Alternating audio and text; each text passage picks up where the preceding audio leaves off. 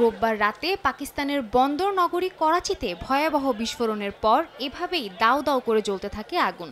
রাস্তায় ছড়িয়ে ছিটিয়ে পড়ে বিস্ফোরিত গাড়ির ধ্বংসাবশেষ। বোমা বিস্ফোরণের পর আগুন নিয়ন্ত্রণে যোগ দেন দমকল কর্মীরা। কর্তৃপক্ষ জানায়, বিস্ফোরণটি এতটাই ভয়াবহ ছিল যে এতে বিমানবন্দরের স্থাপনাগুলো কেঁপে ওঠে।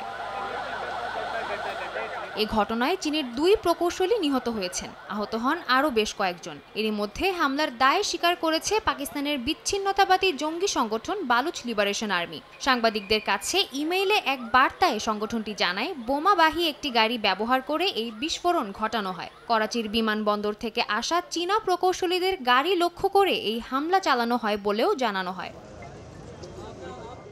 বিচ্ছিন্নতাবাদী এই জঙ্গি সংগঠনটি বেলুচিস্তানকে স্বাধীন রাষ্ট্রের মর্যাদা দেওয়ার জন্য কাজ করে যাচ্ছে। এ উদ্দেশ্যে আগেও বেশ কয়েকবার হামলা চালিয়েছে তারা, বিশেষ করে পাকিস্তানে বসবাসরত চীনা নাগরিক এবং চীনা প্রকল্পগুলোকে লক্ষ্য করেই হামলা চালিয়ে আসছে তারা। এর আগে চলতি বছরের মার্চেও দেশটির উত্তর পশ্চিমাঞ্চলে আত্মঘাতী বোমা হামলায় 5 জন চীনা প্রকৌশলীকে হত্যা করে গোষ্ঠীটি। ভয়াবহ এই হামলাকে সন্ত্রাসী কর্মকাণ্ড আখ্যা দিয়ে এর তীব্র নিন্দা জানিয়েছে পাকিস্তানের চীনা দূতাবাস। একই সঙ্গে নিহতদের পরিবারের প্রতি সমবেদনা জানানো হয়। পরিস্থিতি মোকাবেলায় চীন এবং পাকিস্তান একসঙ্গে কাজ করবে বলেও জানায় দেশটির দূতাবাস।